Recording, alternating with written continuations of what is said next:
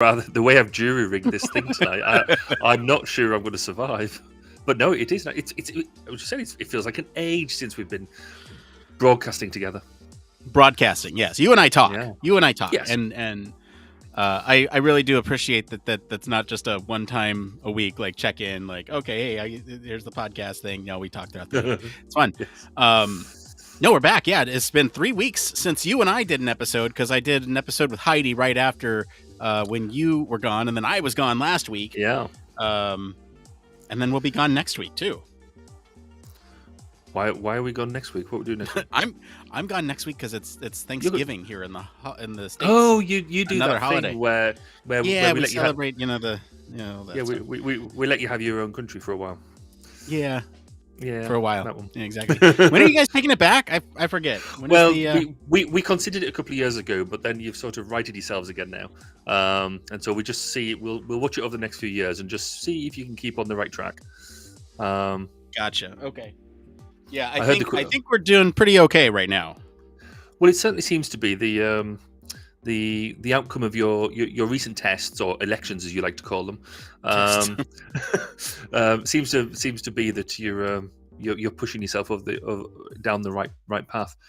Yeah, however, keep on testing ourselves, or not testing ourselves enough, whichever way you look at it. Now, should we be concerned, and should we send help? I don't think it's that bad yet, but I think there is an element of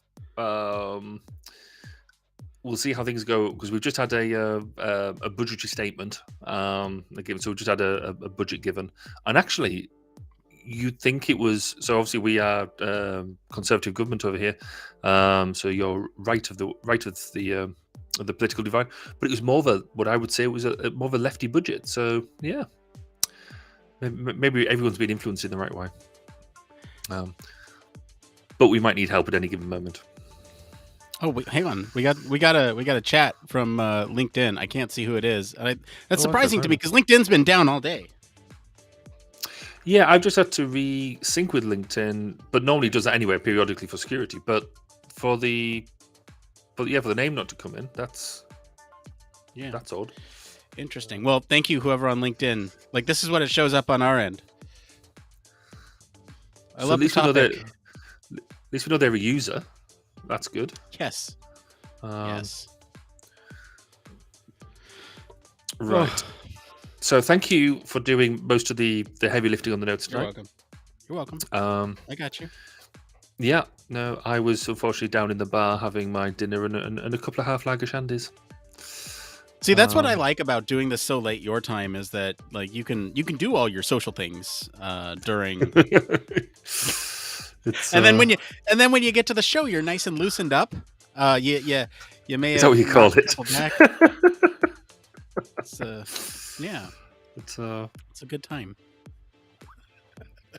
It's interesting. I've got this thing, because I don't know about when you go away on business, whether you have sort of almost like routines or anything that you do. Of course, you've got routines. I know you very well, but when you go away on business, the sort of things that you have to do. And I was sort of chatting to my team when we went away last time, because I'm normally away by myself or whatever, or with clients or whatever. And I have a thing at evening meals. I'm eat with people and all that sort of stuff. Breakfast I do by myself. Oh yeah. I get up early, I have breakfast on my own, and I don't really care who I'm with. If people try and join me for breakfast, I'm like, I'm not being rude, but I'm about to be very rude. Go away. You need your own time and space. It's so weird, because like business trips are so draining. Oh, by the way, that's Heidi that did the LinkedIn. Cool. Two-time Heidi. Two-time podcast guest Heidi. Well, she's practically taking my seat there. I thought she was she was taking my tactic. A lot of people really like the shorts that we put out there of Heidi describing some things. Those are great, and a lot of them got some attention. So brilliant.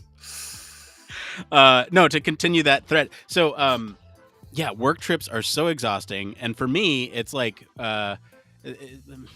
it's funny to say this because I'm on a podcast every week, but I'm an introvert. And so like I recharge by being alone. Oh, hey, look, they're back. Look at that. A new dating site good. for all tastes and ages. To be honest, I was getting a bit worried about the fact I wouldn't have a dating site to go to.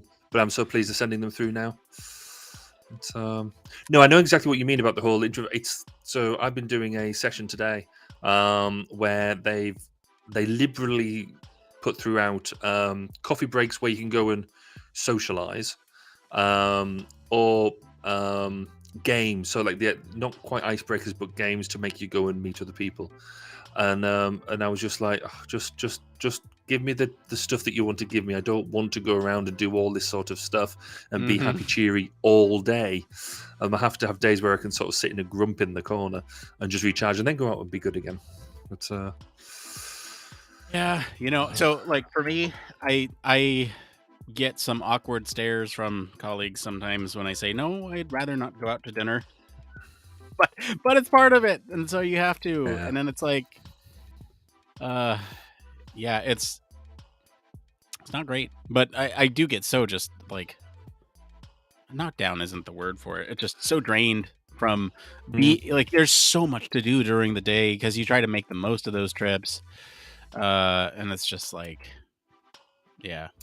The evenings are not too bad. I can do away for a couple of nights out. I'm happy to do one night out. Go and have a few beers, food and stuff. But I used to do it where I would have to do it like every night. And now if you're away for like 4 nights or something, and you're just sitting there going, I'm with a bunch of people that generally, you're spending all day with, then all evening with.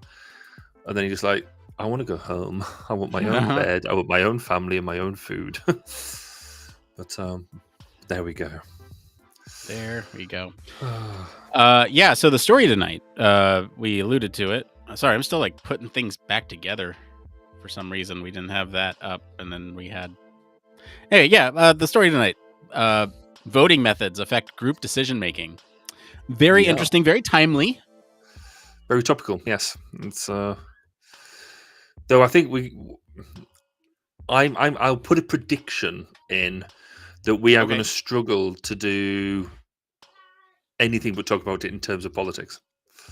And what's funny is that one of the very first lines they say in there is, they don't recommend this for politics. It doesn't apply. Yeah. And we're going to do it. We will. Yeah.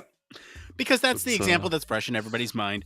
And I completely agree that that's going to be sort of a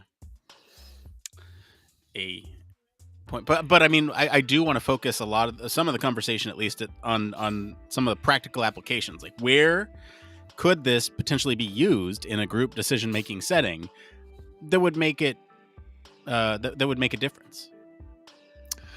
Sure. I was trying to think of examples of where I have. Oh, I've just thought of one. Oh, I've thought of an abstract one. Where can I put that into loose rounds? No, don't put it in the loose rounds. Put it into. Put it where. HF. Yeah. I'm going to put it above. I'm going to put it above the breakdown, so it's an actual real. There you go. Yeah, that's great. I didn't think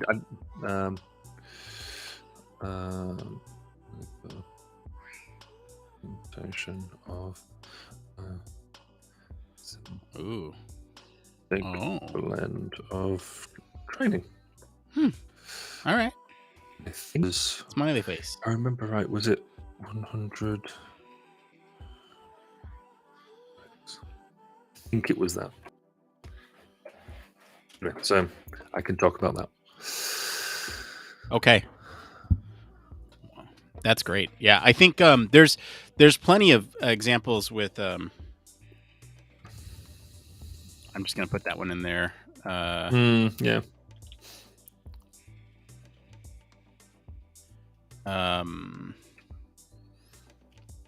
That's online and tabletop. Yeah.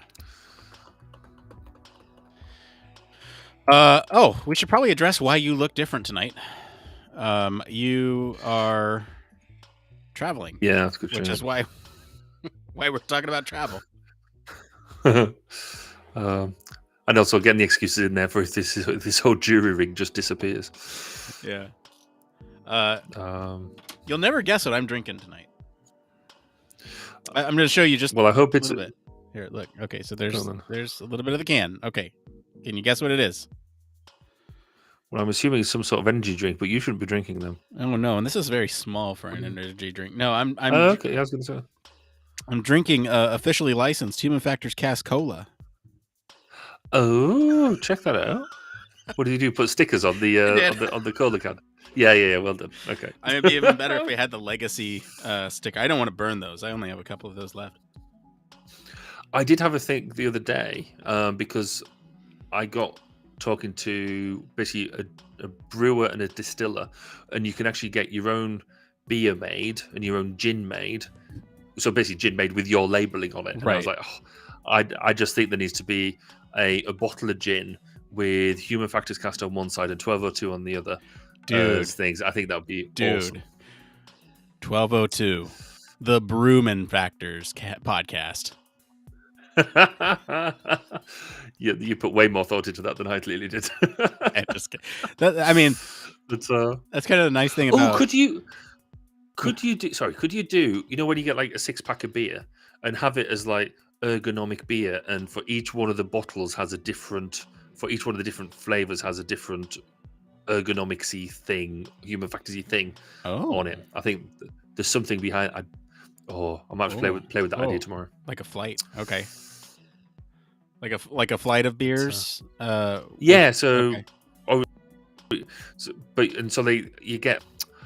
Oh, I'm struggling to think now, but maybe a really light lager or something is the task analysis beer or something. All the way down to but you gotta go with like you gotta go with fun names. Yeah, and I'm struggling to think of them at the moment, but I'm sure we could come up with something. But, maybe we could set a challenge for our listeners. Yeah, that's a great challenge. Name 6 ergonomic bottles of beer. I love it. Outsourcing the work, Barry. I see what you're doing. Yes. See, I'm a good manager. 11 minutes in, I'm going to tag that. Hang on. 11 minutes in. 11. I don't know where I'm making these notes. Pre-show.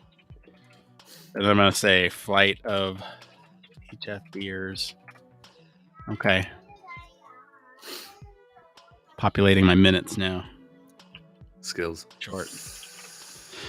It's the ones in the pre-show that I got to remember because there's like, we do the show, whatever. Yeah.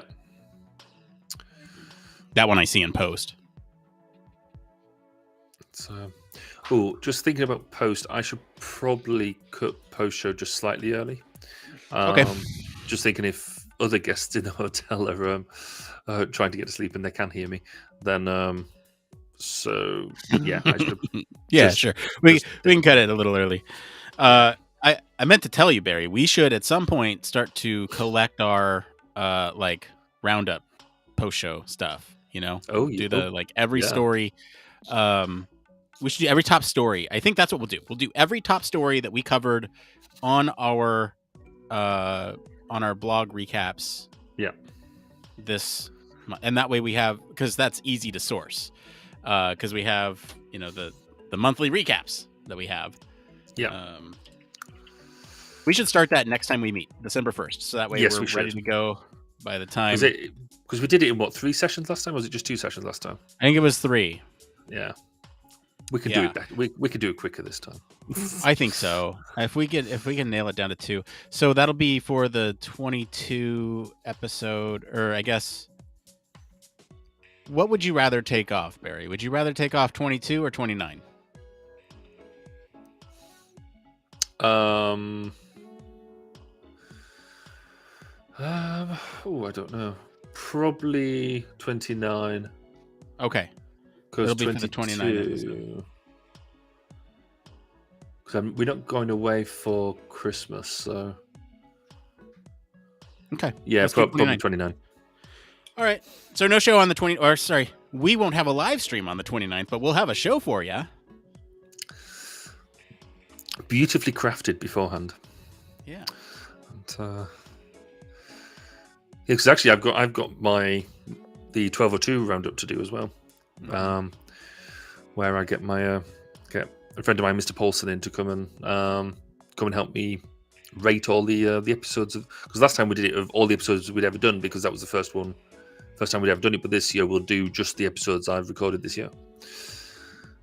So I have to confess, I feel like I'm a little high. It's only because I'm so close to the camera compared to what I usually am. So if you want to get up close and personal to the camera, then it will probably balance it out. Well, hang on, I'll try. Wait, because you're using yours, you can just put zoom on. I know. It degrades the quality. I don't want to do that, but at the same time, I think no, because my camera's doing some weird, annoying thing where like I have to manually plug it in to get it to restart. Right. And every time I do that, I push it down just a little bit more, and so you don't get Have you seen that they're bringing out or just bought out a pro version? I saw. Yeah. You know what I realized too? I realized when I went to HFES, I brought my crap camera and not my good one. This is it's just got a wider field of view. Yeah. And a 1080p camera instead of 720. This would have been so much better. And now I'm kicking myself a little bit because I was like, man, this video quality is really crap. Why is this? I completely forgot about this camera that I can totally do as a View 2. Hold on. Oh, you can now because you can have the second feed. Oh, I bought I was saying about the Elgato Cam Link, so you can actually just plug in your DSLR camera if you have such a one and use it as a second webcam. I found one on eBay that was going dirt cheap, and because they're like over £100, not over £100, and so I picked this one up for like £50, I think it was. And it had everything, just didn't have the case, and it works. And I'm like, so when I'm back in my usual broadcasting place, then I'll be able to have two cameras on the go if we so wanted. We should really figure out a second, like a setup for the second cams. Like what we use them for? Like I can't, for some reason, this is stuck on something and I can't pull it. But I would love to just show you all my messy desk right now. Well, we should be able to do almost like different angles on ourselves, I guess would be one. It could be. Hold on. I'm still here. I'm just going to mute my video so that way I can like try to futz with this for a second. Okay. Well, that's what pre-show's for. It's for messing around with such things. Yeah. But yeah, my Sorry, I'm here. I hear you. Oh, you hear me? Oh, you're just really, really, really vacant. Okay, yeah. Fair enough. It's I'm far so away actually in the distance. That so normal services resumed as far as your internet goes. Then, yeah, exactly. But actually, people are no! echo. But before we actually hit the live stream, which was in 12 minutes time, so if you're listening tonight or you're watching us live, well, firstly, welcome, thank you. But where are you? Give us a shout out in the chat in whatever platform you're using, so then we can give you a shout out before the show. But also, if you are listening through the show, don't be afraid to comment because it actually gives us content that we can use and we can steal it. Credit you with the comments that you're making and respond to them, or as Nick says, yes, just steal it. Because I've had a busy day as well. Because normally I would try and put out a some sort of social media messaging to try and get some comments back, and yeah, that just didn't happen today. Yeah, you're failing me on that one, Barry. Sorry. I've let you down. I've let myself down. I've let the podcast down. You know what? We all have our ups and downs. It's okay. That's what, I mean, to be fair, the fact that I've jury rigged the way that I've set up, I think I've gone above and beyond. Quite frankly, I very nearly considered doing this in my car. Just to, because because I'd messaged the hotel where I'm staying to say, look, I nearly went home tonight, but I didn't really want to because I'm meeting my daughter in the morning for breakfast, which would be nice. But I was like, well, if I can't get this sorted, then I will drive home tonight. And I'd have got home probably about I don't know, 40 minutes ago. And so just enough time to get in, get my kit sorted out, and get all set up, ready to come on air. Right. But so I messaged the hotel saying, "Oh, can I cut my stay a day short?" And they're like, "Well, you've already paid, and it's non-refundable." And I was like, "Well, my problem is this: I'm going to have a meeting with the States between 10 and midnight, and I don't want to keep the rest of your guests awake. So, trying to be friendly and courteous." And then they didn't respond, and I was like, "Oh." They're just going to ignore me now and just take the money anyway. But they come back and said, "Oh, well, we've rejigged the rooms and stuff, so put you in a room that's at the end, so you shouldn't disturb anybody." And I was like, "That's really cool, thank you." But what I really wanted was my money back to go home. Yeah, but it means I get to get up in the morning, have a nice breakfast. I'm going to have breakfast. That's true, and so that is true. That's all good. And then the meeting I was going to be racing back for as well has been cancelled, so I've got no massive rush, which is good.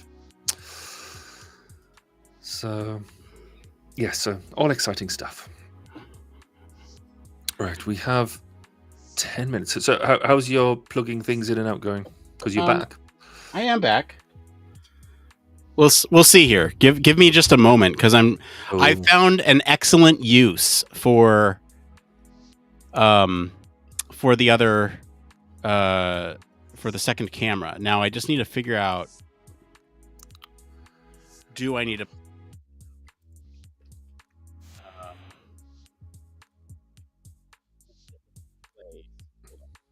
This is the joy of the pre-show, where we just get to try and mess around and try and break things, because it's better to break it beforehand than actually on the show, which we've done as well, to be fair. But yes. My favorite thing is breaking stuff on the show. That's great. Well, it makes it feel real, doesn't it? It lets people realize that we are, despite the professional facade we put forward, we are just a bunch of well-meaning amateurs. Hang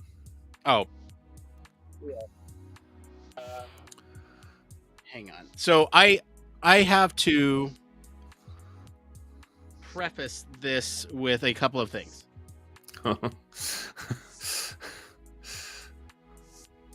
The first thing I'll say is that I was going to use this as a one more thing, not this week, but next week. I've set up my devices. I have 3 laptops that I go between my work, my personal, and then my old personal that I use for like secondary audio, video production stuff. Mm-hmm. I've mounted them all under my desk and ran USB-C extension cables to the top of my desk, so they are no longer sitting on top of my desk in a stack. They are hanging underneath my desk. I'm still going to use this as a one more thing. I don't care. They're hanging under my desk, and now they're difficult to get to plug things into. Just like one-off stuff. But it's great. The usability is fantastic for trying to get switching between work and personal, because then it's literally, I don't want to mess with it right now because I'm on and I don't want everything to go off. But I unplug one USB-C from my dock into another USB-C connector. Nice. That's nice. It's really nice. I dig it. I am trying to get this to work. Hold on. Like I said, I have a really, really great use case for the secondary camera. If I can get this to work, I think this is going to be a hit. Honestly, I think I don't know how we can go back. If I get this to work. See, with that level of patience, I'm just taken. I know. Now, see, this. To be fair, this was the oh, geez. This was the camera that was giving me issues. Remember how it was? Yeah. So I think that might be why I'm having some issues here. Because it's the temperamental one. Yeah, it is the temperamental one. So I don't know if I can get it to work here, but I'm certainly going to try. Oh, there we go. All right, cat cam. Fair enough. I'm pleased you said cat cam. All right, well. Because that could have got us taken off air. That could have, yeah. Woo. So that got heated for a second there. Camera. Why is my... Hold on. I'm gonna refresh this, Barry. You're gonna be alone for a second. Hold on. Uh-oh. Oh, that's fine. So he's gone to just, and actually now, because we've gone to the widescreen version, for those of you watching, you can get to see the cool decor in the hotel room that I'm in. But now you can't see it anymore because he's stolen it. Yay! Okay. What Let's try. Oh, God. Oh, your microphone's gone all weird now as well. Oh no! Really? Yeah, you've lost all your top end. Very basic. That's because I'm talking right into here, into this one. You can hear me now, right? Yes, that's true. Yeah. Yeah, that's bad. Let's do where to go. That's it. There you go. Yeah. Woo. All right. Nothing like with 5 minutes to go, changing everything up. All right. Yeah. No, it's not working for me. Sorry, everyone. No cat cam tonight. I can turn on the cat cam for just a second here. I will do that because it was promised, and I feel like I need to deliver here. So, just for a couple seconds here, we'll get the cat cam going. Is that okay? Go on then. There's the cat cam. How is that receiving? Can you see? Yeah, no, you can see. That's good. Okay. Well, you can just see the cat's head. But there we go. Cat face. Human factors cat. It's see, at this point the cat's going, well, at what point do I take over the show? Mm-hmm. Because that's what cats do. I mean, the tail is flicking a little bit. Yeah. The fact that we think that cats are our pets is a complete misnomer, because it's clearly that they have humans as pets. Yeah. So we got a cat cam going here.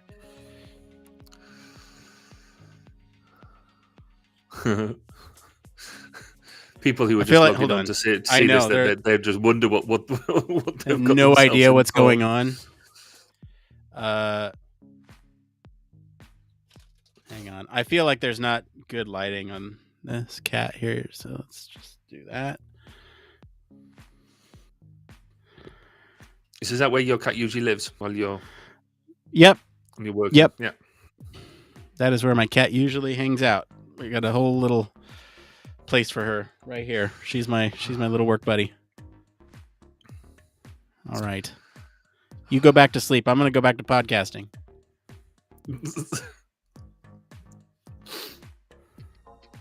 And there I am. A lot less cute than a cat. Well, I wouldn't say that. See, did I get bonus points? Thanks. Oh, gee. Yeah, so 3 minutes. Good? I should look at the good notes. With the notes. It came from. I haven't actually read yet. I put something in there. Let's just take a minute to look at those, because I put something in there. They're all pretty high level, so I'm not too worried about. No, that's fine. How many hours do you spend on How many hours? That's hilarious. Like all of them.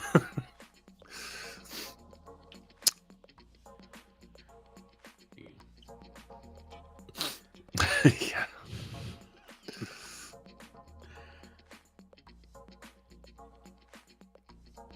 Yes, that was Serling. That was Serling that you saw there. That's my cat Serling. Oh, I didn't see the chat.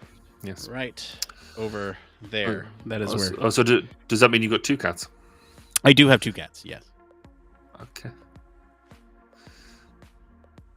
One of them. Everybody in my house is allergic to cat hair, so we can't. Have cats. So I was. I think until you were forced to have them. Had a cat growing up, and anytime a hair would get in my eye, it'd get really red, sneezy, puffy. So we went with hypoallergenic for the first one. She's half Bengal, and so she doesn't produce dander. I was going to say, I thought he's you wash it all the time, hypoallergenic stuff. So no, she doesn't produce dander. She's half Bengal, and so I think doing that is it kind of what's the word? Acclimated me to having a cat around. Mm-hmm. And so this one is a domestic short hair, and I'm not allergic to her at all. Oh, cool. Yeah. I mean, maybe the occasional like sneezies if I get a hair up my nose, or occasional red eye if I get a hair in my eye, but I'm not like. And so we've had like sort of guinea pigs and all that sort of stuff. And I'm basically, my daughter really, really likes them, but then she's also allergic to them, so which doesn't help. But our dog's fine, so that's all that matters. Okay. Are you good to show? Born ready. Let's do it. All right. Born. Okay. That's a tall order for Barry to follow through on. We're going to be right back, and we'll see if he truly is born ready to do this podcast. We'll be right back right after this.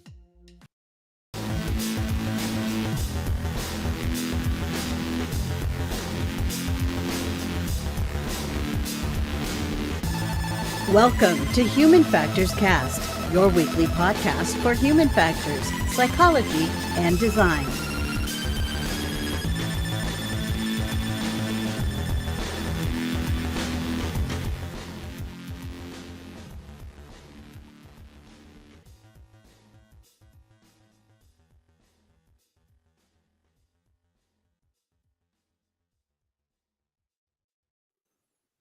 You know what a wonderful night to podcast.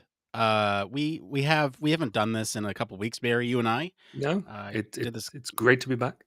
It is great to be back. It's episode 264. That's how many of these things we've done. We're recording this live on November 17th, 2022. This is Human Factors Cast. I'm Nick Roome, and I alluded to it earlier. I'm here joined today by Mr. Barry Kirby. Hey, how are you doing?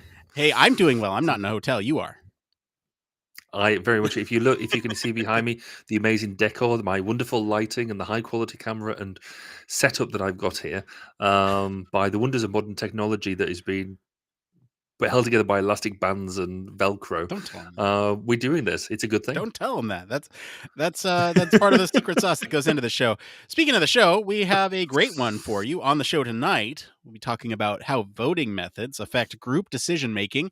And later, we'll answer some questions from the community about managing layoff anxiety.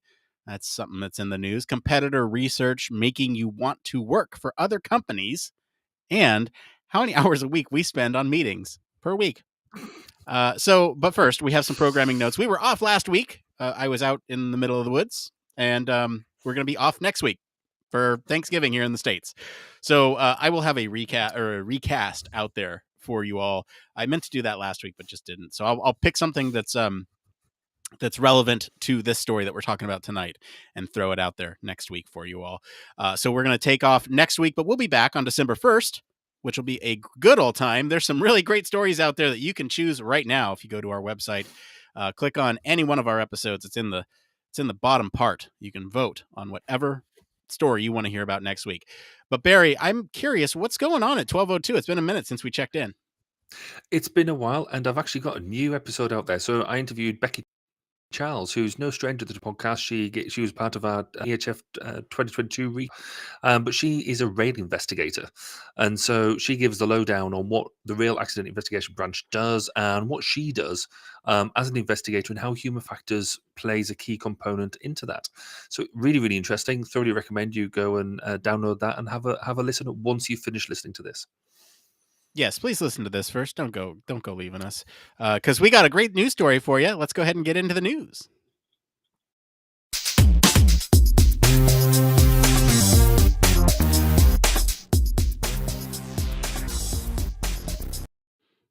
That's right. You all voted for this story. So Barry, what is the story this week? And I would like to thank you all for doing it. This story this week is new study shows how voting methods affect group decision making, and so that when groups of people need to reach a decision, they will often take a poll to test opinions before the official vote. New research from the University of Washington shows that one specific voting method proved more effective than others in identifying the best choice. In a recent study, researchers found that groups used multivoting in unofficial votes were 50% more likely to identify the correct opinion than those using plurality. Oh, there's always one. Plurality or ranked choice voting. Multivoting gives people several votes to allocate across all options. The reality show American Idol uses multivoting, giving fans 10 votes each. They can use all 10 votes for their favorite contestant or split their votes amongst one or two. For this study, students were given 10 votes to distribute amongst 3 choices. The researchers compared multivoting to other popular voting methods, plurality and ranked choice voting. Researchers found no evidence that discussions in the multivoting groups varied in any meaningful way from the other 2 voting conditions. Instead, the benefit of multivoting occurred before the discussion, as students processed the information more deeply and considered the intelligence more critically. Whilst this may work in other contexts, the researchers don't believe it would work for political elections, mostly because of how taxing it would be to allocate votes across a variety of options. So, Nick, what are your thoughts? Would you like to be able to cast 10 votes on this story or just one? So a couple things here. They say would not be great for political elections, and that's probably true. But we're probably going to talk at least something about political elections. And I'm wondering if if it's because the methodology is just a little too complex for something that should be free and fair to everybody. So I don't know. Also, the crazies would be out if everybody got 10 votes. Like, Yes. I mean, geez. But yeah, I mean, I think this is really interesting to me from a psychology perspective, because when thinking about voting methods, obviously it's a hot topic right now. There's a couple ways. There's a big debate here in the States about, do you do ranked choice voting, and when is it appropriate to do ranked choice voting versus plurality, and what are the benefits of each. And this is another method that just kind of takes I don't know, I think the best of both of those worlds, and kind of makes a case why it's such a good alternative for group decision making. But Barry, what are your initial sort of thoughts on this article? Well, I guess I'd agree with you. It's difficult not to think of it in political voting terms purely because of the climate and the news that's going on at the moment. But I'm sure we'll get over that. We will talk about it in a lot of detail. Hopefully. I've got a minor concern about the methodology, if I'm honest, that when they've done it, they've only used 3 options to distribute 10 votes to. My gut tells me that 4 or 5 would have given you a better flavor of how this worked, perhaps. I'm sure they've got some really good reasons behind the methodology why they did what they did, and this is just purely a gut feel. But it is going back to that political thing. Having said we shouldn't touch on it, but it does highlight actually that, the voting system that you use is really connected to the outcome that you want to get. So you've got to be able to understand the weight or the seriousness of the outcome that you want. So they mentioned American Idol. Actually, in the grand scheme of things, if your favorite singer doesn't win, is the world going to end? Well, possibly not. So therefore, almost the seriousness of it doesn't matter as much. However, if you're voting on something around, I don't know, your next political representative, then does the ambiguity there maybe influence that may not give it as much grounding as it should. But it also needs to cater. The voting system needs to cater for not just the majority, because you could argue that we could teach most people how to do this, but actually the voting system in political voting needs to cater for everybody. It has to be completely accessible, not just majority accessible. But I think it's really timely for us in the UK, because just like we mentioned American Idol, we're watching I'm a Celebrity, Get Me Out of Here in the UK, and that uses this system. But instead, you get 5 votes, and you can vote for your favorite celebrity to do the eating disgusting parts of animals trials and things like that, as they're in the jungle in Australia. So that is a really useful outcome of it. But the fundamental question I want to ask is, does this actually lead to better quality of outcome? Because again, the second part that kind of concerned me was this study seemed to insist that there is a correct outcome, and therefore this got there. Whereas actually, when you're talking about public opinion, even just in our human factors world, there is no right answer. There is just less wrong answers. Yeah, Well, let's talk a little bit about let's talk about the methodology a little bit here because there is a correct answer in the methodology. And so the way what they did this or the way that they did this, I should say, is sort of based on the pursuit teams developed by the Department of Homeland Security here in the States after 9/11. So the purpose was to sort of connect the findings of multiple intelligence agencies, track potential terrorist threats. And basically, in this study, they asked a bunch of different groups. I think they had 93 groups of undergrads kind of simulate the counterterrorism support teams, identify which of the three suspects represented the greatest threat. And the students were given information about these terrorists, but no group member had all the information about any one subject. And so students had to share intelligence to correctly identify the biggest threat. So that's kind of how this happened. And in this case, there was a definitive answer. One of these suspects was, in fact, a terrorist in this study. And there could potentially be a lot of issues here if we look at let's not worry about the ethics of this. Okay, were they shown pictures? I don't know. Yeah. We're just reporting the details here, folks. And so who knows what kind of other things were going on there behind the scenes. What ultimately is, I guess, the important thing here is that they found that the correct answer by sharing information with each other, as you might do in a political campaign. There we go, bringing it back to politics. But also, they shared that information together and tried to make a decision together, and everybody voted on who they thought with all that information ahead of time. So that's how this is working, and I can see this being useful in real life decision making when maybe there's some sort of impasse where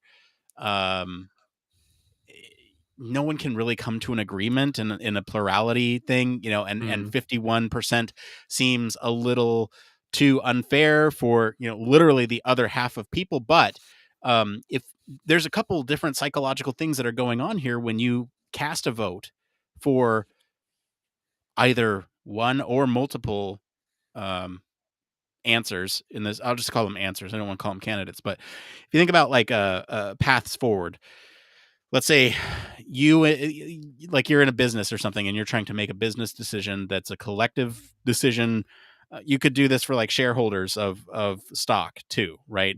And give them, if there's a multitude of options, they could then select which of those options they want to give more weight to. Like, I really want this option. All 10 points go to that one. Or I would like this option or this option, but definitely not this one. Then you do 5, 5, and 0, right? And so there's a way to allocate those points in a way that makes sense for you based on what you want, but also if you share information with others about what's going to be most accurate. And so that's kind of the context here. There's a lot of different ways in which we can go. I'd like to touch on some of the real world. Just before you do that, because the last bit around this, which I thought was truly interesting, was the fact that the vote was because you sort of think that it would be the basis of the discussion and then people weighted their votes, but the fact that this vote happened before any discussion meant, and they were getting the right answer before discussion, meant that actually we didn't need to bother with the discussion, just a vote and you're done. You could just walk out. I just thought that was what they're saying, right? Yeah, and I just thought that was really, really interesting. I don't know what that really, what the impact of that is on what it is that we do. Do we not bother with focus groups anymore? Just give everybody one of these weighted votes, and we'll get the right answer. Okay, you're jumping into two different pools here. I want to. Okay, sorry. It's okay. You're opening up a lot of doors, Barry. You're opening up so many doors. I'm going to open up the first door. Let's just rein it back, and we'll get back to sort of that performance piece. No, it's okay, because that's a really important. Like literally everything I have under system health and safety is all that performance piece. But we'll get to that in just a second. So let's actually back up and talk about some other real world examples. So we already talked about the American Idol example. And you brought up the great example of the help me. What is it? The show. Oh, I'm a Celebrity. Get me out of here. I'm a Celebrity. Get me out of here. There's also other examples that we thought of before the show, right? One of them is like prevalent in video games. You level up and you get a certain allocation of skill points or whatever, and you can put those in a certain in whichever way that you feel is going to be the best for you.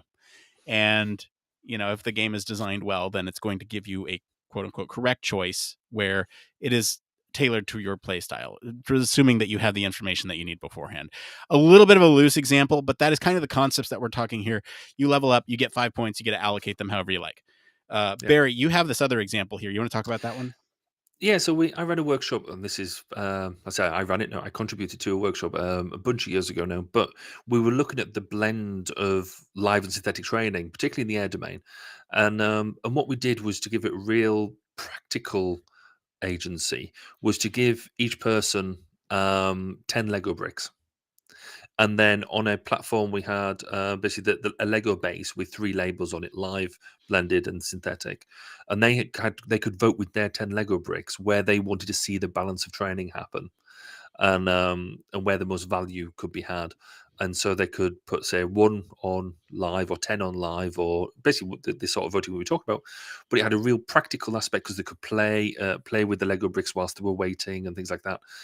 But then they would use it as their voting system. And at the end, each table, if everybody placed their 10 bricks, each table then had a most preferred training solution, and which was using the system, which was just really cool. It meant we could take photos about it and show it around other tables and get them to talk about it. That's a really cool example. And when I saw Legos, I was like, what are you talking about here? But that's actually a really cool example of how this can be used in our practice as human factors practitioners, as UX folks. I think we can talk about that application in a second, but you did open another door, and I want to make sure that we talk about that, because you were talking about the performance piece of this and how they did this before even discussing. And it's basically just they're determining the right information before all that discussion happens. Let's talk about the performance of polling. So when you look at plurality voting. See, it's not just me. Yes. Okay, got him. This is where voters. This is like here in the States, we do plurality voting, where most voters select one option, and it's most of the time used in political elections. And this is just one person, one vote. That's it, right? So in this case, 31% of plurality teams. So again, we're looking at about 100 teams. 31% of them chose the most threatening suspect in the final vote, and about the same as if it were left up to chance. So that's interesting to me. That is voting in plurality is essentially just leaving it up to chance in a lot of ways. In the unofficial vote, 6% of teams had a majority of members identify the correct suspect. That's less than the 11% that would have expected it by chance, which is just insane to me. So what this is telling me is that plurality voting is like really broken as hell. And caveat that. Okay. Because again, in the methodology, not every person had the same information. So they, in theory, on a normal election, everyone should have. We know this isn't true, right? But everybody should have the same information and working from the same knowledge base. So the bit about chance, I think, is right, because that's what you'd expect if everybody's only really getting a third of the knowledge. Okay. But I still think plurality is broken. Well, then let's talk about the alternative here. At least in the States, we're getting a lot of talk about ranked choice voting, which is, being voted on. I think even Seattle here, just north of me, has voted on it recently to, and even my county too has, voted no on ranked choice voting, but basically allows them to list their preferences from first to last. So, first choice is this. My first choice is Barry. My second choice is Nick. My third choice is my cat, right? Or other way around. Sounds about right. That's the way it should be done. Yeah. Anyway, so then then if Barry doesn't get enough of the votes, or if it doesn't meet 50% or whatever, then the votes will go to Nick, and Nick will then move up and get all the votes that Barry had. They'll move over to Nick. And then if Nick doesn't get enough votes, then they'll do another round, and then all Nick's votes, which contain all of Barry's votes, will then go to my cat, and therefore my cat might actually win against the other person who had, all the first choice votes. But this is supposed to be an approach to get the moderation of or the middle point between all the candidates or all the options. It is, but it's also there to make you feel like your vote has had weight. So with the plurality voting, I said it brilliant. With plurality vote, didn't say it twice. With that sort of voting, if your candidate doesn't win, then you've lost, and we certainly feel in this current day and age, and this is not just politics. This is across the piece. If whatever you voted for doesn't win, then you feel like you personally lost. What this option does is allow, yes, your first choice might not have won, but your second choice might have, or your third. If you get all the way down to the bottom and your vote had nothing to do with it, then maybe you're just really bad at making choices. But in the grand scheme of things, you're ranking, so at least you can say, well, actually, I preferred that one over the other.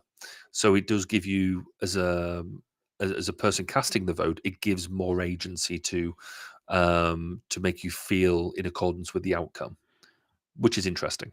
Right. We have that in using. So we have this national post called the Police and Crime Commissioner, and we use a version of it for that.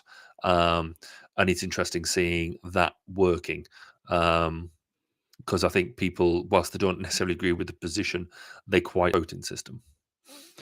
Yeah, well, let's talk about the performance here. It apparently didn't fare much better. In fact, 32% of teams identified the correct suspect in the unofficial vote. And so if you look at it, the 7% of those groups had a majority of members rank the right suspect. So comparing with 32% with 31% of the prior group, and they make the point there. We're surprised by the ranked choice voting groups did not outperform the plurality groups. There's a lot of evidence, particularly in politics these days, that ranked choice voting leads to outcomes that are more consistent with the preferences of the electorate rather than plurality voting does. That's why we've seen so many political elections move towards ranked choice voting. But ranked choice voting is generally better at revealing the true preferences of the people and not necessarily getting to the exact right answer. When people are making decisions at work, you're more concerned about getting it right than making sure it reveals what everybody thinks. And I think that's absolutely right, isn't it? I think that's a much better way of saying what I said at the beginning. Yeah. Because when we're trying to do stuff and trying to get, to an answer, they had to a definitive goal. That's not what voting does. Voting gives you an opinion, and that's what these are doing. So yeah, I completely agree with them. So the multi-voting is where this gets interesting, and this might be a result of the way that they looked at this. But the multi-voting group started stronger, with most members in the 30% of groups choosing the most threatening suspect. And what that means, again, for multi-voting is that suspect was one of their 10 votes, right? So they now have more options to use. And so with one of those, they have chosen it. And in the final vote, 45% of teams identified the most threatening suspect. So we're up from the 30s to 45% based on this one change of giving everybody multiple votes and allowing them to split them across multiple candidates and weight them appropriately. But, and this, I might get this wrong, I could still flip a coin and have a better result. Yeah. Yeah. I know, because we were against 3. No, that's wrong, because we were against 3. It's 3, isn't it? Not 2. So I'll take that back. I mean, when you think about group decision making, it's probably a better option than either of the other two. That's, I think, what we're trying to argue here, or that the articles arguing. I would say what they're arguing, and I think we're largely agreeing. I think because it's interesting, because again, I mean, in fact, this jumps nicely into the next article around the way we now perceive voting, and actually we've said in the notes here it's in US politics, but actually I would say almost worldwide politics. Certainly, it's the experience we have in the UK. How do people see polling in of itself? So opinion polls and things like that. How does it how do we feel that they act, and how do we react to them in our voting activity. We think that polls are biased, depending on where they come from and who's pushing them out there, and despite the methodologies behind them, that largely most people who are polling do publish their methodology about how they're doing it, how they're weighting things, etc., etc. So, and I'm going to steal your point from this. If we use this sort of methodology in electing leaders, etc., would we get better results? Yeah, or even have a better sense of what's going on in the world, right? Because there's sort of these straw polls that happen before the official voting poll. The vote is the ultimate poll, right? So you have these straw polls, which, like you said, are sort of, some of them can be incredibly biased, and some voting polls can be incredibly biased too. And then you also have these aggregators that are looking at all this information and trying to get at a more true picture of what's happening, right? 538 is the one that comes to my mind. And a lot of people have pointed out sort of, gaps in their methodology as well. But over the last few political cycles here, there's been sort of a weird mismatch in polling error when it comes to understanding the general thoughts and opinions of the public. And so that's kind of the last point here is, would this allow for us to understand a little bit better? Would this move us a little bit closer to that true understanding of the state of everything if we had this type of information or this type of poll when we collected it from somebody? And I mean, it's a little bit more hard to get. It's a little bit more time intensive, but is it more accurate? But again, I think this goes back to what is accuracy, because when we're working in group decision making, and things like that, we are still generally, you never get into a workshop position where you know what the answer is, unless it's a study like what's being developed here. Or there's no way of getting to the end of it and saying, oh, by the way, you were all right or you're all wrong. Well done, congratulations. We are still picking out people's opinions. I guess there's an old adage, and apologies to all my pilot friends, that if you have like say 5 pilots in a room, you'll get 10 opinions. Maybe this lends itself to that sort of thing a bit more, but it's, I think used in the right circumstances, as I said, I've already used it in a particular example. It has value. It has agency to make it work, and it allows people to, particularly around those questions where there is not necessarily a simple right wrong option, not even the answer, but a right wrong option in your head. It's like, well, actually, I favour this one, but I can see how this option as well has a bit of value, and I don't want to discount this option, so I'll put like my 1 brick on there as well, just to show that I've thought about it and I've considered it. So it does allow you to have I guess, your variety in what you're doing. I think the other sort of benefit to this approach, especially if you use it for, like selecting a design or something, right? So selecting options, right? That's what we're doing. But I think the other sort of advantage would be to, I guess, account for those who take it more seriously than others. You might have that person like you, Barry, who sat down and said, okay, I'm going to give 1 brick over here and maybe 3 bricks over here and 6 bricks to this one. And that's my 10. And you might just have somebody go, I just like this one 10. And, they don't really put thought into the other ones. Like, this is the one that I like. I'm just going to stick with that one. For them, it's effectively a binary poll. But then you also might have the other people that are like, I like these 2. I'm going to go 5 here, 5 here. I don't really have a preference. Those 2 are it. And so it accounts for all 3 of these, like, or sorry, not just 3, but it counts for a varying degree of how many points, or how intense somebody is thinking about allocating points to these options. And so because it caters to multiple types of multiple levels of effort. We'll put it that way. Yeah. I think this does make a lot of sense to use in a lot of cases, because you can sort of break it down as much as you like.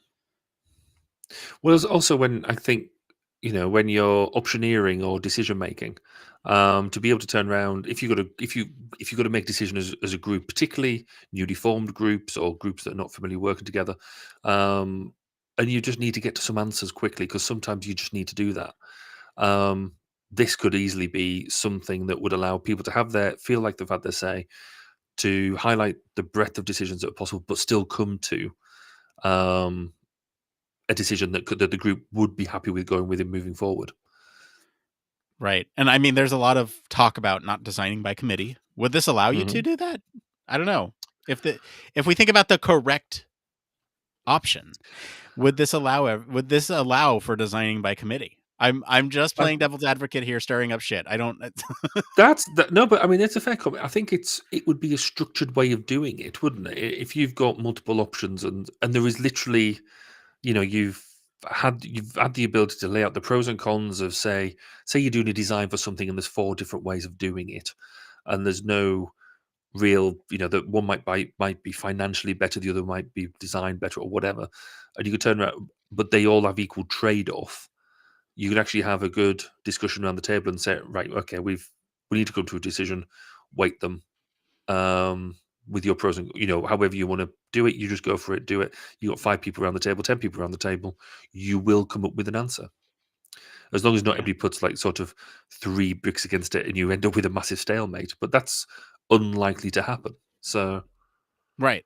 I mean, let's talk about that speed accuracy trade-off, though, because if you have a serious environment where you need thought to be put into it, right? I'm going to put 1 brick here, 3 bricks here, 6 bricks here.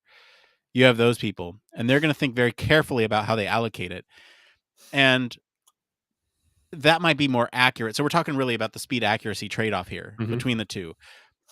If you have a binary choice, it's either this one or that one, and then it can be very quick to make a choice on those if you're passionate about one option versus the other.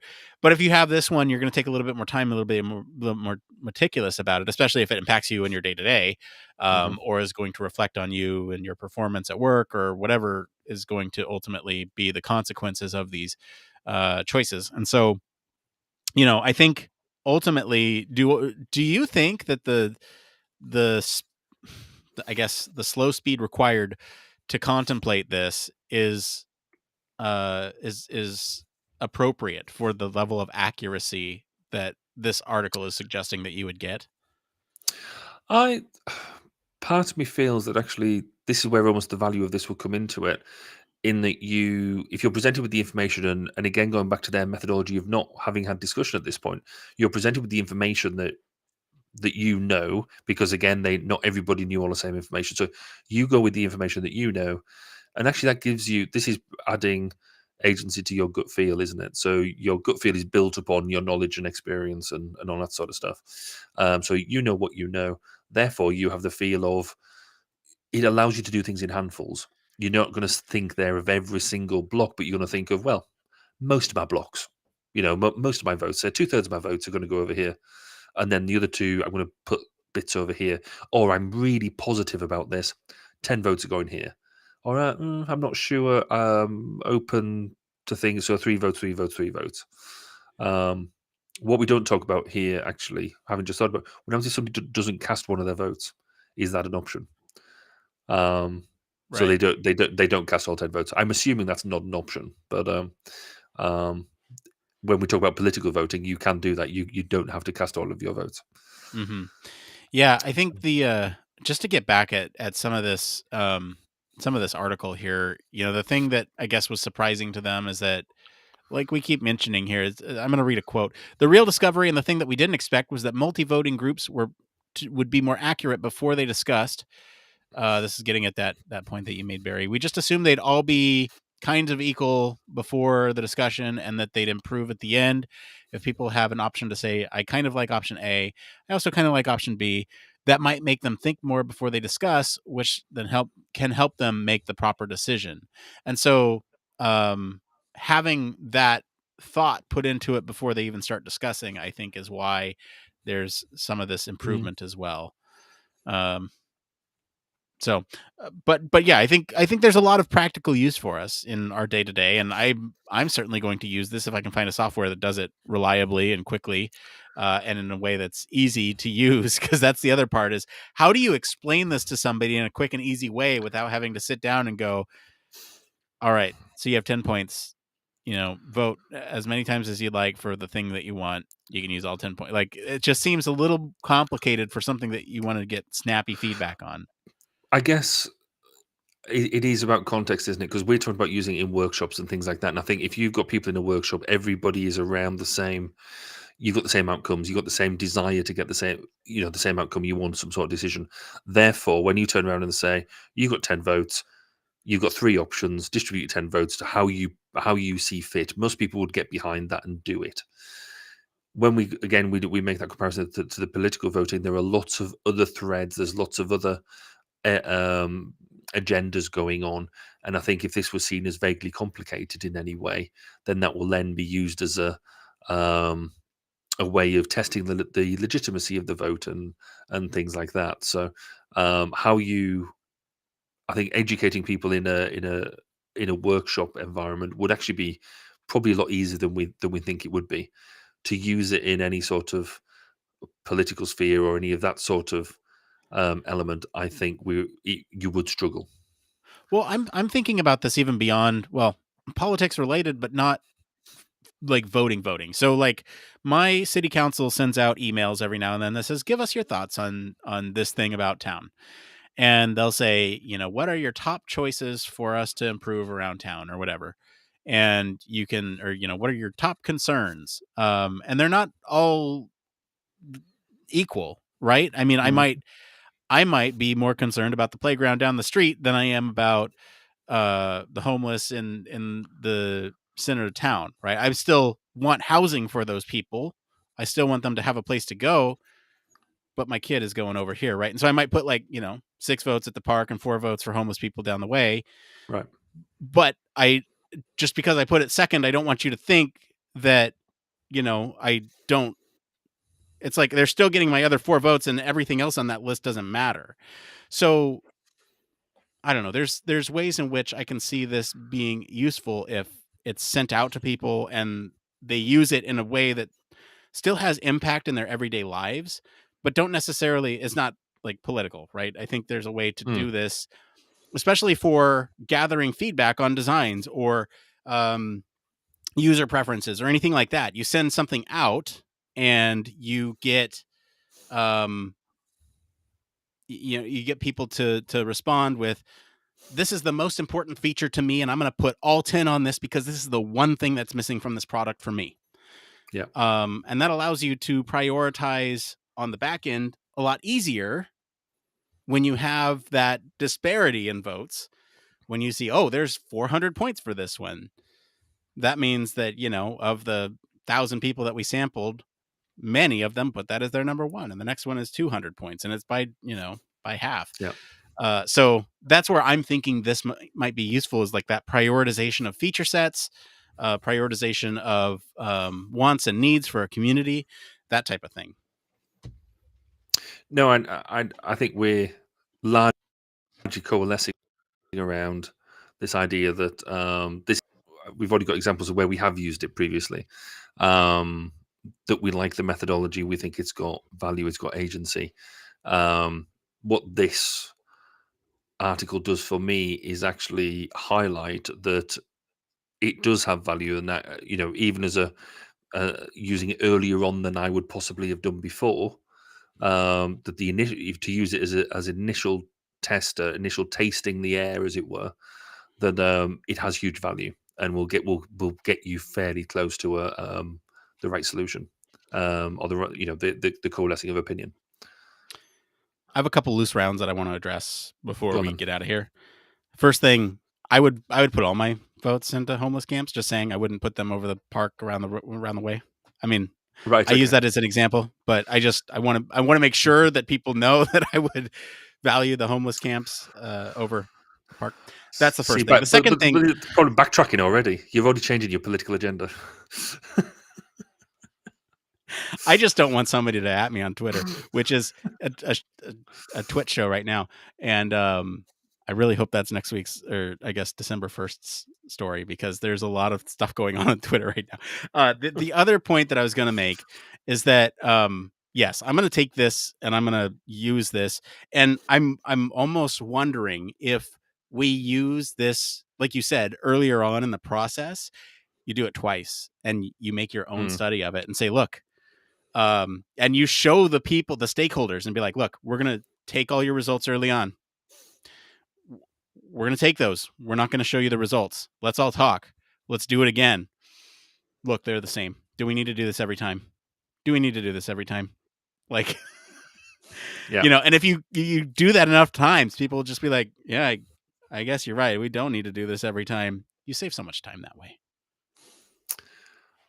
Depending on the value in the conversation. Yeah, I guess that's true. That's true. Do you have any other loose rounds that you want to talk about before we get out of here?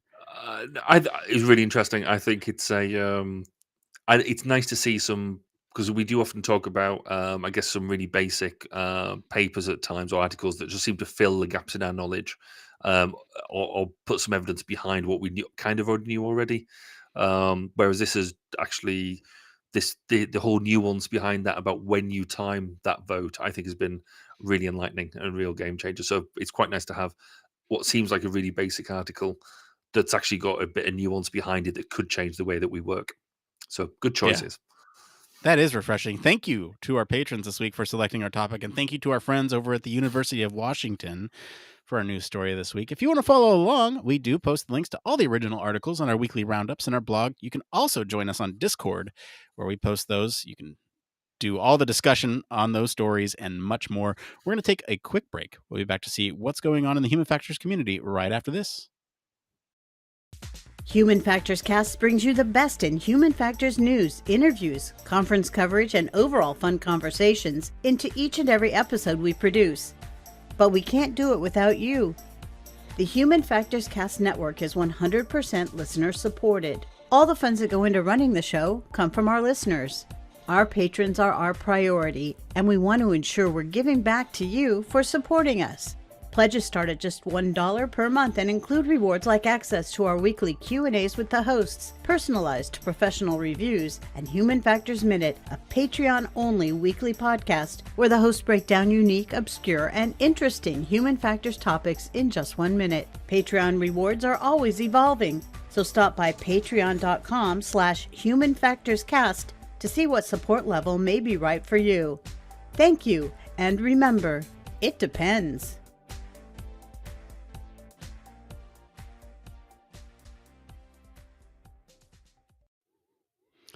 We love our patrons. Huge thank you as always to our patrons. We especially want to thank our honorary Human Factors Cast staff patron, Michelle Tripp. Our Patreon crew really does support the show from the ground up. We spend so much time and resources and money out of our own pocket to make this thing happen. And whenever we get any level of support, it truly offsets some of that. And we genuinely can't thank you enough for all that stuff. This is the part of the show where I like to talk about some of the other stuff that we have going on. We have a website that you may or may not have visited. If you haven't visited lately, go check it out. We have all sorts of fun stuff over there. And yes, it is our episodes. Those are up there. But with our episodes, we got a lot of sort of detailed show notes that you might not necessarily know. So we have links to any guests that were on that week, embedded YouTube videos. So you can see how handsome Mr. Barry is over here. And, if you're regularly an audio listener, you can kind of see our faces and if our voices match up to those faces. But beyond that, I mean, there's a lot of really cool things that we do on our website that you might not be aware of. We do news roundups every week. I mention those every week on the show, but I want to specifically call it out here. We do a weekly roundup of news around the human factors world. And so we kind of break it down, top stories and, just like Human Factors News, which is kind of one-liners, but you can check them out. We put the links all there for you. It's a collective resource for you all. We do those monthly as well. We also have deep dives on our website. So, how human factors in the Olympics go together, or deep dives into some of the episodes that we've actually had on the show. We go much more into depth on the website. We have guides and reviews coming out very soon. Like I said, info on guests that have been on the show. So all of our HFES coverage has a ton of information about our guests. You can go find more about them there. Ways to submit your own stories. If you are a researcher, a student who has a story in human factors that you want to submit to us, we automatically take all the stuff out of paywalled content out of our sources because we want it to be free and accessible to everybody. And so if you have something that we can share that is perhaps behind a paywall, let us know. We'd be more than happy to do that for you.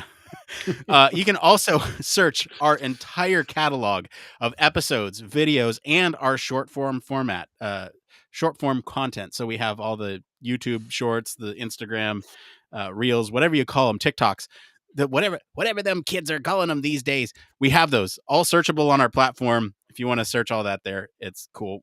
We got conference recaps on there. We got a ton of stuff. That's what I'm trying to say here. If it's been a minute since you checked out the website, go take a look. humanfactorscast.media. That's it. So go check it out. Why don't we get into this next part of the show we like to call It came from.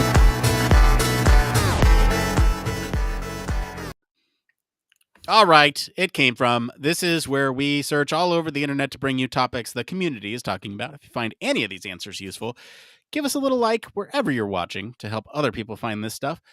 We got 3 tonight. The first one here is by CTrain4997 on the UX Research subreddit. How are you all managing layoff anxiety right now? I've been laid off once. It was scarring. Hearing all this news, how are you guys managing your layoff anxiety, Barry? Aren't they all being rehired now? Isn't that part of the cycle? But anyway, it's not a nice period of time.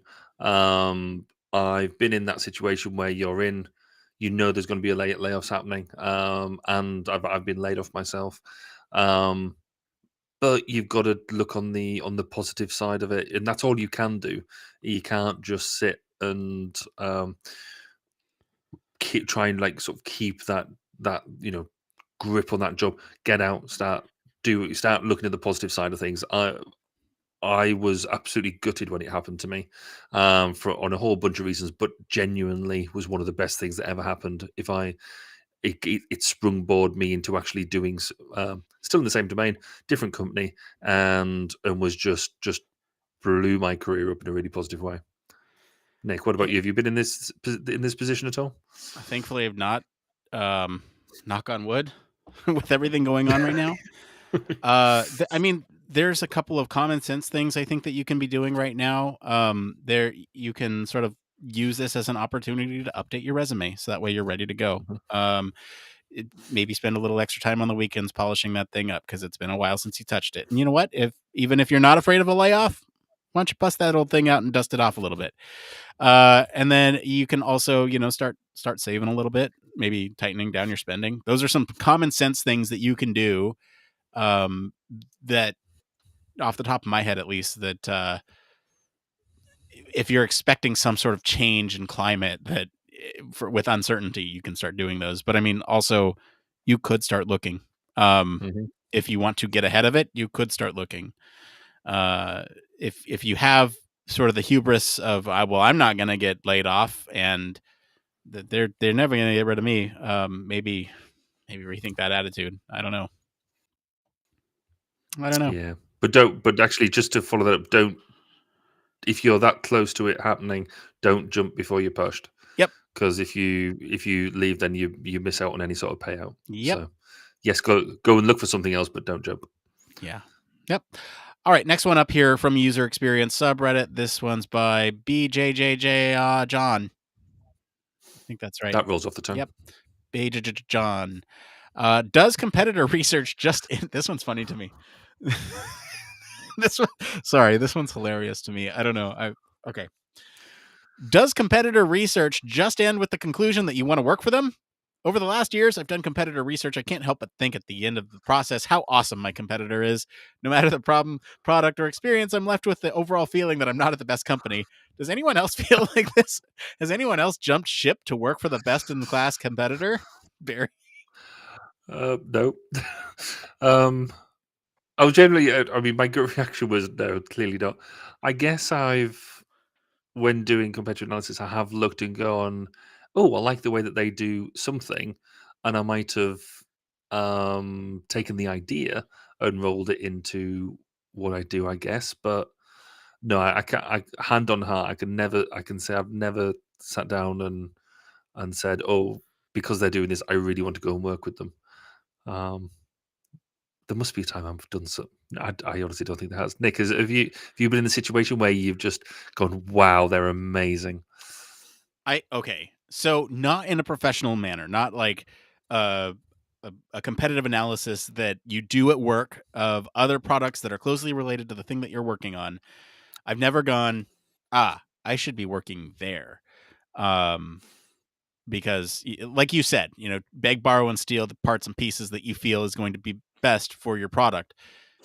I have done sort of the, I don't know how to like, basically the everyday interactions. Like, oh, that they're doing something cool. I'd like a job there. That'd be kind of cool. Mhm. But I haven't done not with a competitive analysis. No, this one just tickles me a little bit. I've generally just lusted after companies that are like, Yeah, oh, if exactly. they offer me a job, I'd jump at the job. And actually, long term listeners to this podcast will know exactly which company I'm talking about. But yeah, not after doing actual work. Yeah, exactly. So no. Next one here is again the user experience subreddit by Lipino. They write, how many hours do you spend on meetings in 1 week on average as a remote UX product designer? I'm going to add in researcher, human factors engineer. It's all the same here. Well, not all the same, but it all counts. Barry, in a week, how many hours do you spend on meetings in a remote setting? In a remote. So yeah, so if I'm working a 37-hour week, which is kind of our sort of standard, though I generally do a lot more than that. I would guess at least 15. I would say a good around 15 up to about half the time I'm probably on remote meetings, particularly now after post-COVID. Yeah, I think that'll be about right. Yeah. I don't want to put a number to this because it's gonna be it depends for me. There it is, right? There's the button. So it will depend on which phase of research that you're in. If you are conducting user interviews, it's gonna be like halftime. It's gonna be even higher, potentially 75% of your time. In a 40-hour week, you're on calls for 30 hours of them. On a analysis week, it could be the opposite. You could have like 5 hours of meetings, and a meeting a day or something. It just depends. I would say on average is probably where you said, Barry, anywhere in the 15 to 20 hour range. Maybe a little bit less some weeks. I don't know. 15 is good. 15 is a good number. The only reason I've got a slightly decent answer to that at the moment is because I've been doing some resource planning for myself, and what I've had to do to deal with the ebb and flow of what we do, I've kind of think that we work in 3-month cycles in terms of the way that projects run, and so I've actually I averaged that out over a 3-month cycle to get roughly what my utilization is. Talking about it on a week-on-week basis is, as you say, is really difficult.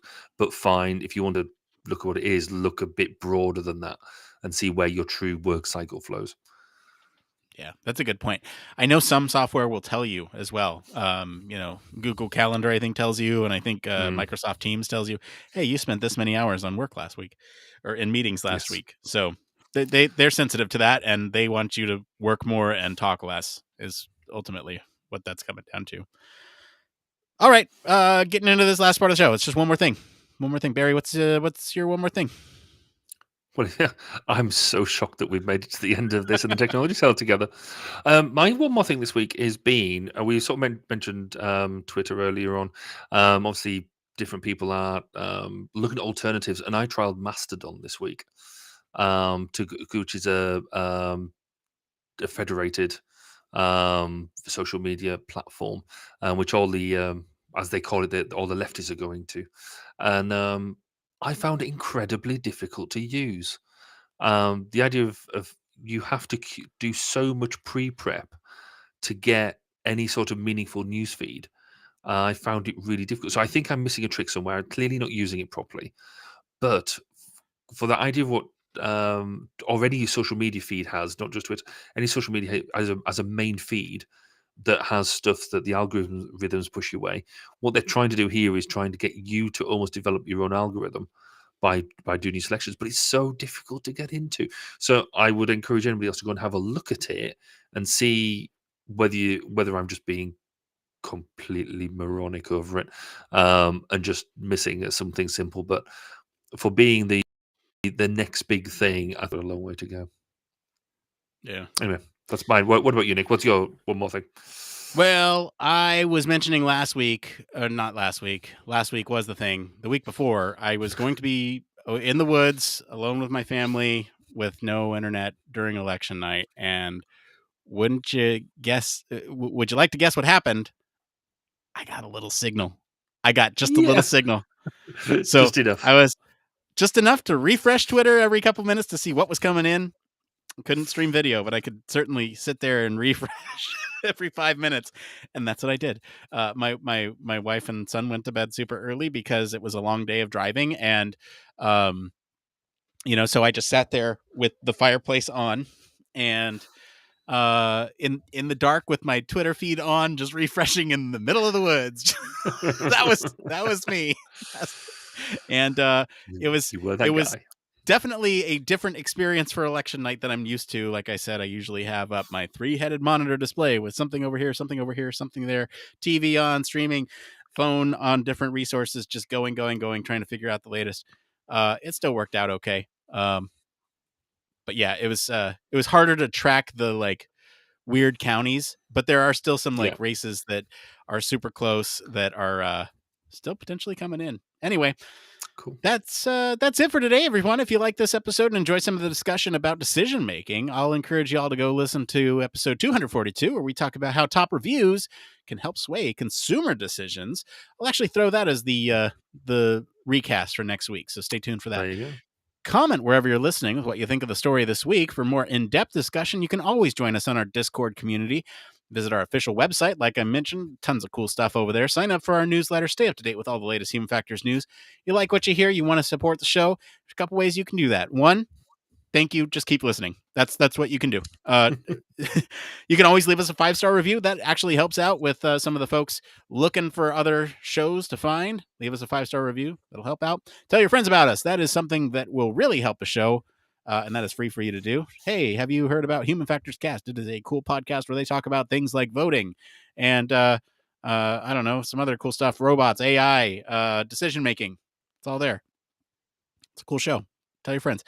And if you have the financial means, you can always support us on Patreon. We'll never say no to your money, and we will appreciate you forever.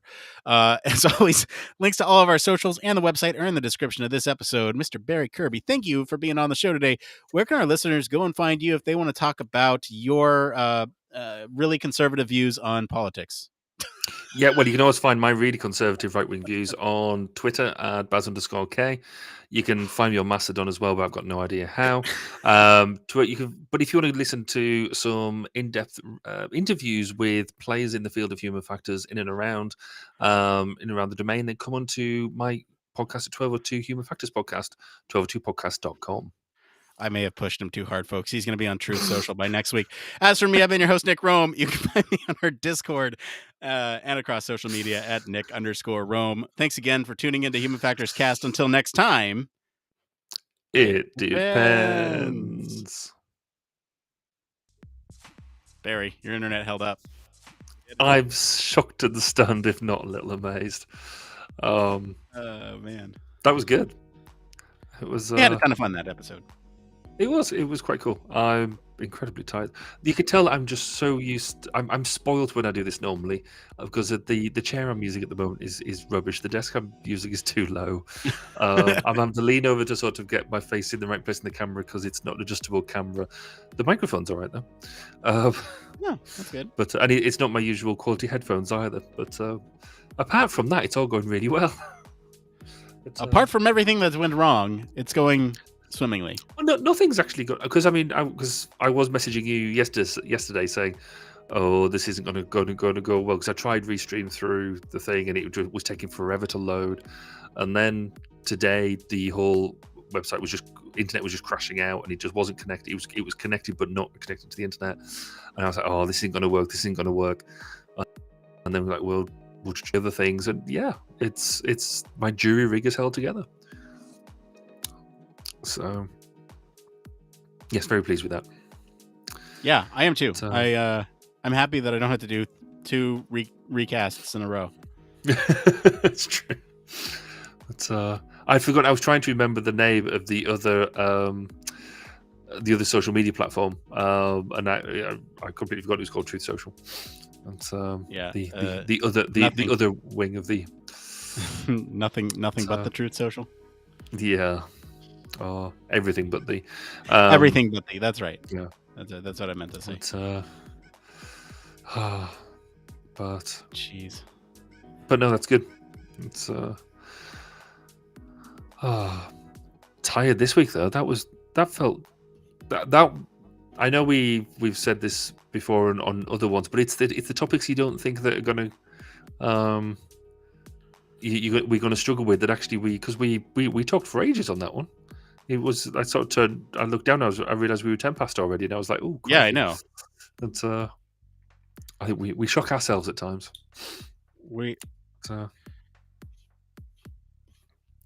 In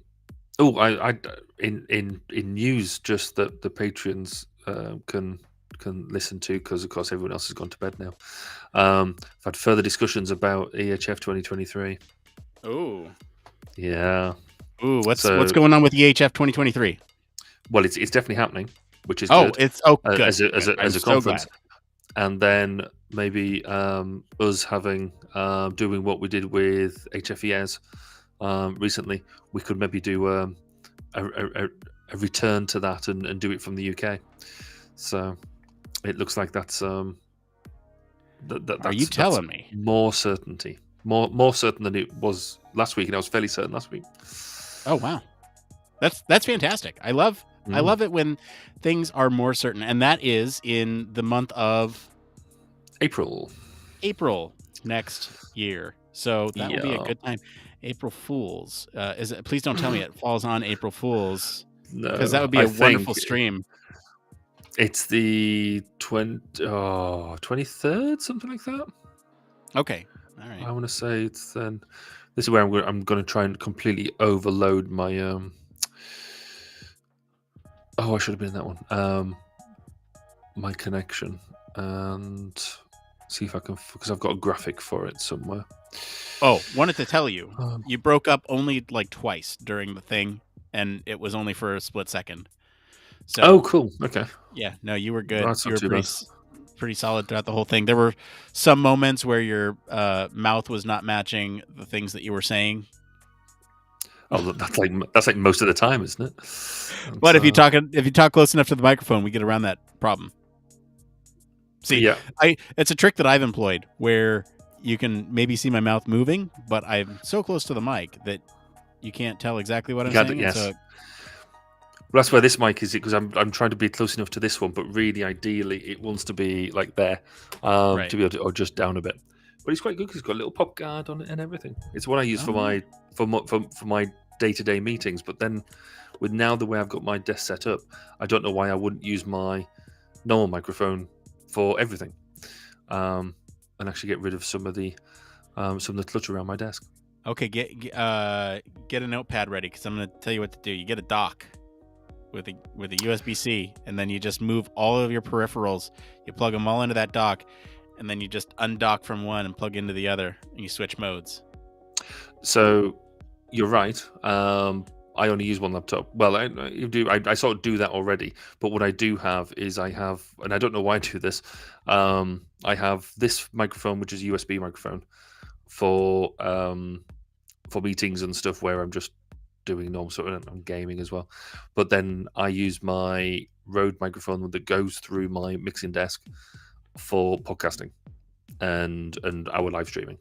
and stuff. I treat them as very separate things, even though they're all connected up through the same thing, which is just weird.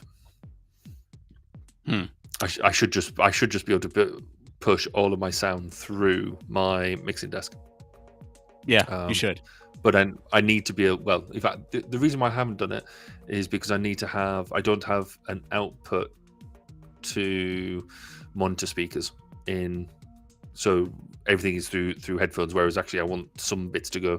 I've got the speakers there to do it. I need to do some final bits of wiring to make it happen.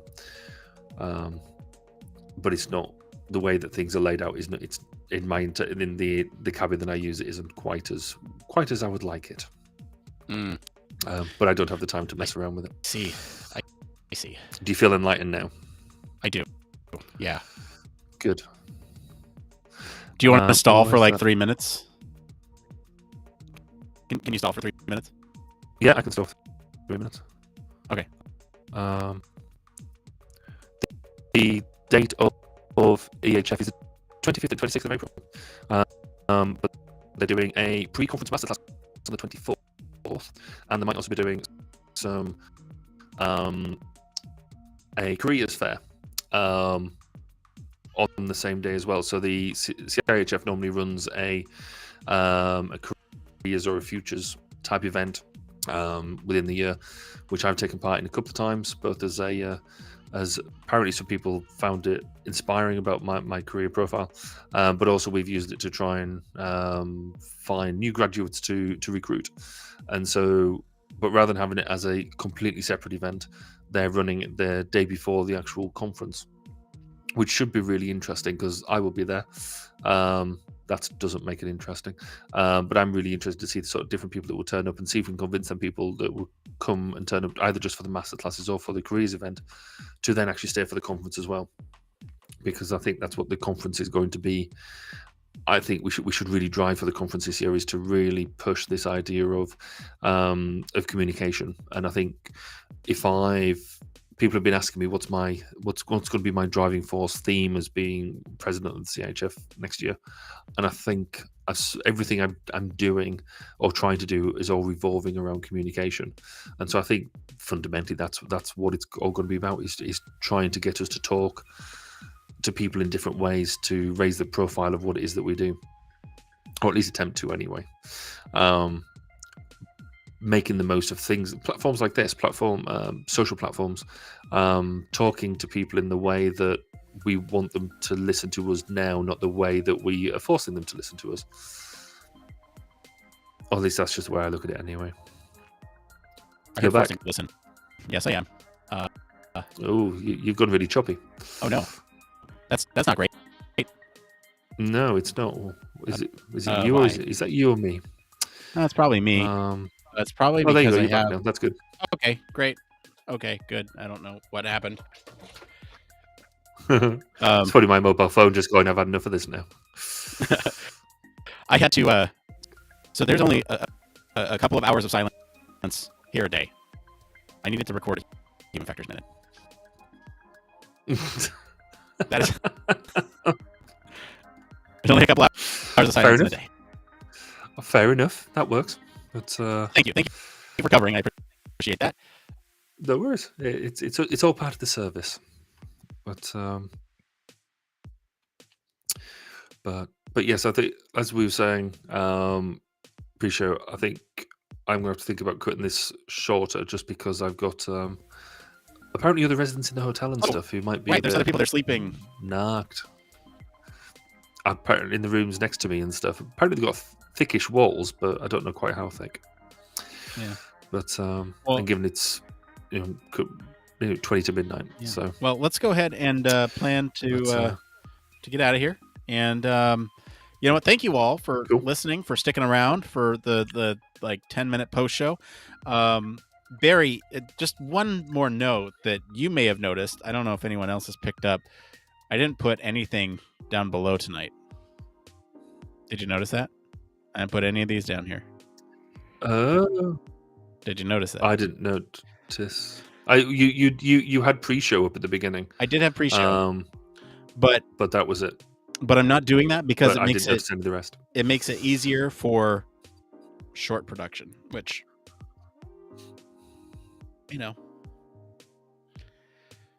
That makes that's fair. That's the thing. And actually and thank you for the feedback you gave me on my shorts, because they my little experimentation with them. I'm clearly feeling my way with what I'm doing. Yeah. Well, I mean, did you make them snappier? I'm just curious. I haven't got around to. I haven't had any time to sit down and make some newer ones. I sort of made 2. I need to go back now, and because because I was like thinking I need to do a minute, and one of them was a minute and a half, just because I picked up a segment. But actually, I'm going to go much tighter than that. Yeah. It's an art, dude. Happens. I am like struggling with it when it comes to the stuff that we put out there, because it's like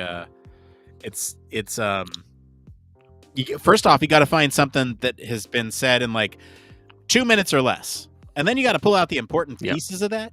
You got to cut it really tight, because you got to fit a lot into that minute. And you got to make the important pieces stick out. And so it might be chopping up somebody's complete sentence that then comes back and is basically, it could be read as a different context when you play it back. You got to make sure that that intent flows through and it's not like misunderstood. Unless you're trying to go for the laughs. Like, we're live. Oh, I'm nuts in my mouth.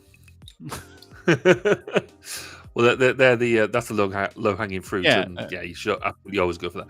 But what made me laugh is, I think I said this at the lab, was the fact that I spent ages making these, and then my 13-year-old son was like, there you go, I've done that on an app. There you go, have that. I was like, but okay, fine. I mean, did they come back with like the same thing roughly, or did they like improve upon it?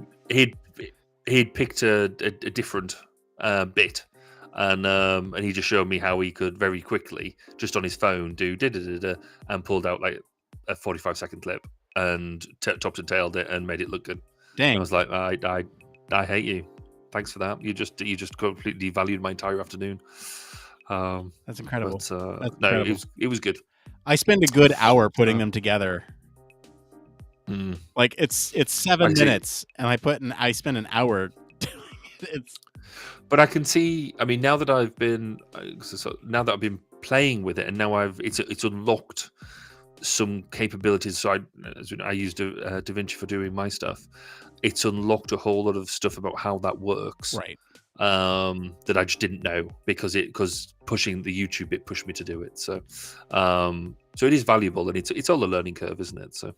It is. Well, I'm glad you're learning skills. We can go ahead and wrap up for tonight. Awesome. Thank you, everyone, for tuning in, sticking around, hanging out, being with us. We appreciate it greatly. We are not going to be here next week. I will post a recast, although it will not be live streamed. It will just be a podcast episode. And that'll be it. Although, cool. Maybe. I don't know. We'll see. I think I'll do the recasts in the cases where we were expecting to go live. But this one's we're not expecting to go live. So anyway, yes, thank you all. Barry, you have a wonderful evening and safe travels. And we'll see you in 2 weeks. Cool. And enjoy your time off, even though it's the States holiday. Yeah. Have a great Thanksgiving, and we'll see you in a couple of weeks. All right. Bye, everybody. Bye. Bye now.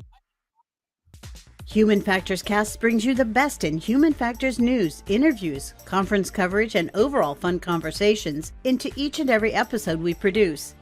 But we can't do it without you. The Human Factors Cast network is 100% listener supported. All the funds that go into running the show come from our listeners. Our patrons are our priority, and we want to ensure we're giving back to you for supporting us.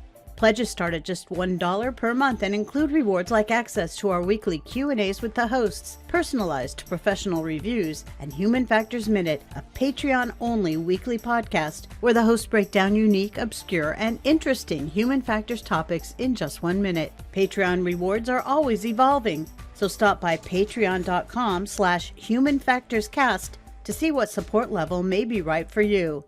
Thank you, and remember, it depends.